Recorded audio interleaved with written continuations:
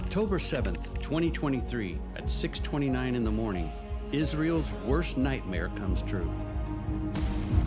1,471 Israelis were murdered and more than 2,000 were injured, 360 in critical condition.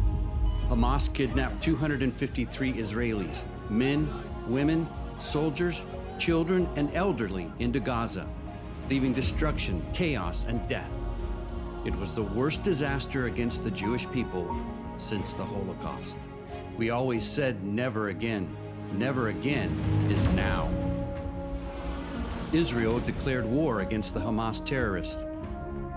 360,000 Israelis left their homes, their children, their jobs, and enlisted to fight and defend their homeland with one goal: to restore security to the state of Israel and rescue the hostages. As of today, over 700 Israeli soldiers have lost their lives in combat. Thousands have been injured, body and soul. Families mourn their loved ones who fell in the conflict. Parents rushed to the hospital seeking their sons and daughters who were wounded in the battles. On October 7, we received in 24 hours more than 300 patients. We immediately changed from a local area hospital to a big center. A lot of casualties, very, very seriously wounded, and people are doing their best. It was awful what we've seen. The brutality of this massacre can barely be imagined in the context of Western civilization, and especially when you take into account what was perpetrated by Hamas soldiers on an unarmed civilian population. One Israeli citizen described the situation in the country as a national trauma. That trauma continues to this day as over 100 hostages are still in captivity. And in the north, Iran and Hezbollah are becoming more aggressive with missile strikes occurring on a daily basis. 3 weeks after the attack of October 7th, Pastor Larry was on the ground in Israel to see firsthand the devastation and to find out what needed to be done to support the Jewish people. He met with victims of the Hamas attack and other survivors who were affected by the horrors of the massacre. He interviewed the families of hostages and gave them hope.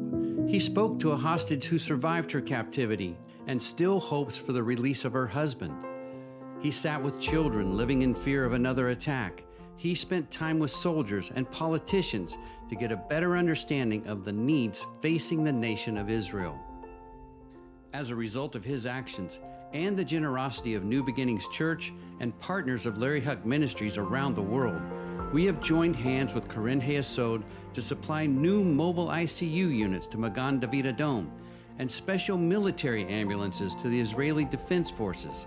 Your generous giving has placed mobile bomb shelters in strategic locations, which have saved hundreds of lives over the last year. You've made a difference in the lives of soldiers by giving them hot meals and a place to rest throughout the conflict.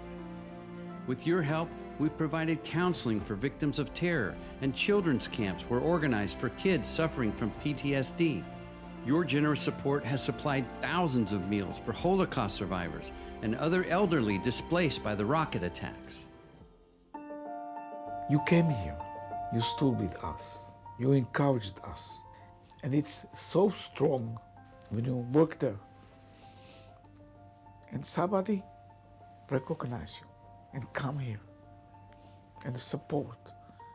And I hope and I pray that we're gonna overcome it and rebuild again the Israeli society in Israel.